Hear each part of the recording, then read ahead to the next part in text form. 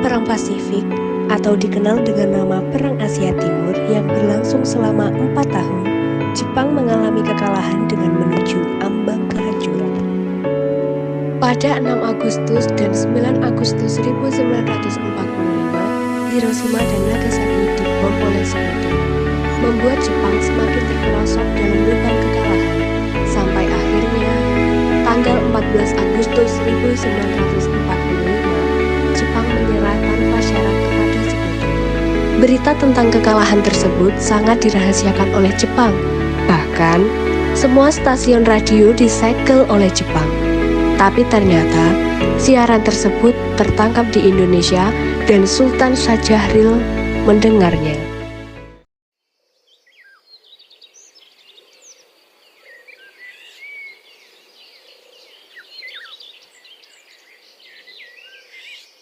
A message from the Japanese government in reply to the message forwarded to that government by the Secretary of State on August 11th. I deem this reply a full acceptance of the Potsdam Declaration, which specifies the unconditional surrender of Japan. In the reply, there is no qualification. Arrangements are now being made for the formal signing of the surrender terms at the earliest possible moment. General Douglas MacArthur has been appointed the Supreme Allied Commander to receive the Japanese surrender. Great Britain, Russia, and China will be represented by high-ranking officers. Bung Hatta, bagaimana soal kemerdekaan kita, Bung?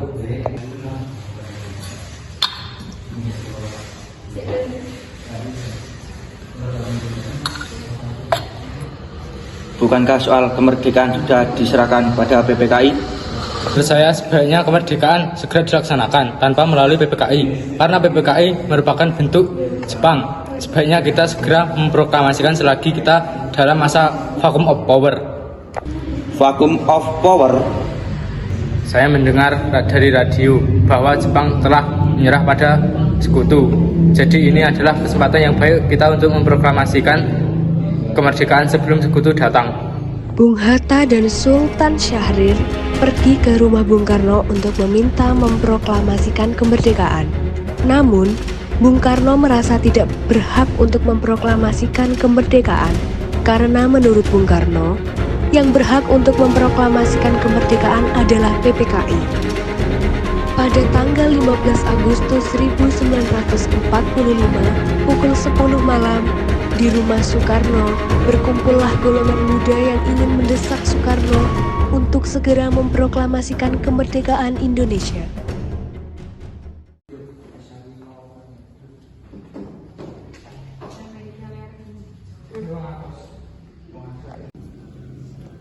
Ada apa saudara-saudara datang ke sini?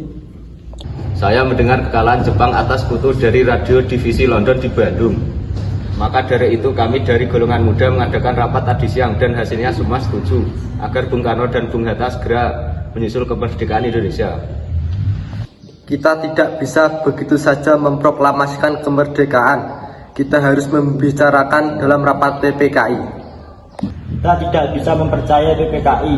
PPKI bentukan Jepang dan kemerdekaan Indonesia bukanlah dari bangsa lain, melainkan dari bangsa kita sendiri. Bukan begitu, kita seharusnya harus membicarakannya dengan PPKI, karena tugas PPKI adalah mempersiapkan kemerdekaan. Apakah kita harus menunggu janji Jepang untuk memproklamasikan kemerdekaan Indonesia?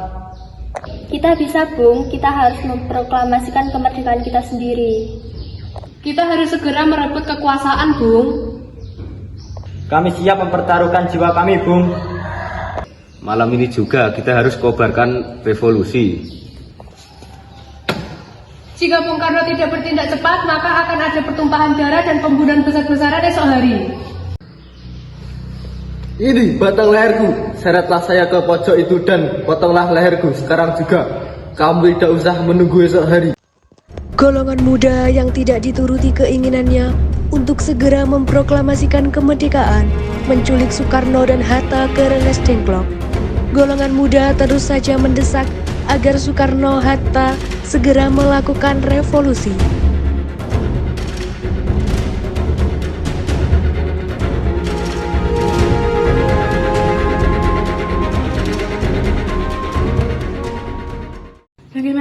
perkataan Jepang itu hanya sentimen belaka? Harus beberapa lama lagi kita menunggu janji Jepang, Bung. Kita harus memproklamasikan kemerdekaan itu sekarang juga. Ini kesempatan kita untuk merdeka. Jepang telah kalah, tinggal menunggu apa lagi? Jepang pasti memerdekakan kita, tapi bukan sekarang. Saya tidak setuju, Bung. Kami menginginkan kemerdekaan atas diri payah kami sendiri, bukan hasil hadiah dari Jepang. Itu benar, Bung. Bila kita merdeka atas hadiah Jepang, maka kita bentukkan Jepang dan kita akan dijajah lagi. Bung Karno, Bung Hatta, kami perlu mempertimbangkan masalah ini dengan baik. Tapi saya yakin kita dapat bangkit dan memanfaatkan situasi ini. Kesempatan ini tidak datang dua kali, Bung. Tapi apakah kita bisa? Apakah mungkin semua ini kita lakukan? Tentu mungkin, Bung, asal kita berusaha, kita pasti bisa. Lagi pula, para pemuda di Jakarta lagi menyusun strategi pertahanan untuk mencegah serangan. Kita akan memproklamasikan kemerdekaan. Soekarno dan Hatta akhirnya setuju untuk segera memproklamasikan kemerdekaan Indonesia. Rumusan teks proklamasi ditulis oleh Soekarno di rumah Laksama Meda dan diketik oleh Sayuti Melik.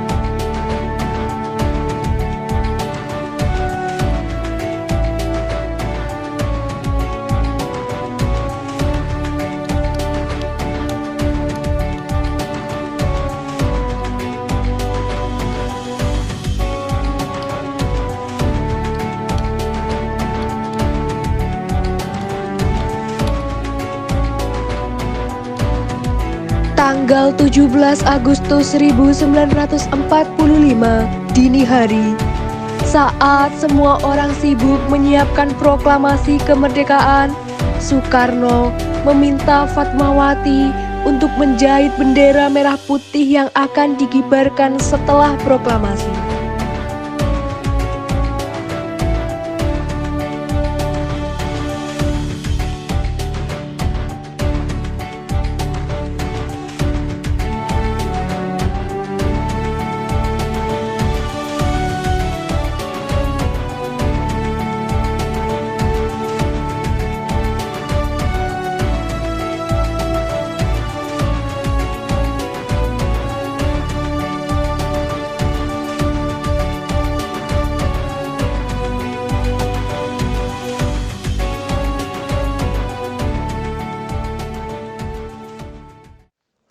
Akhirnya, proklamasi kemerdekaan Indonesia dibacakan oleh Insinyur Soekarno.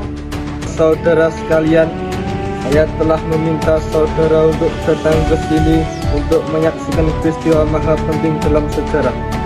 Beratus-ratus tahun bangsa kita berjuang untuk merdeka, mengorbankan beribu-ribu nyawa. Kita jatuh bangun menyusun kekuatan untuk menggapai cita-cita ini. Semalam kami para pemuka rakyat Indonesia dari berbagai penjuru Nusantara bergabung untuk memusyawarahkan bangsa kita.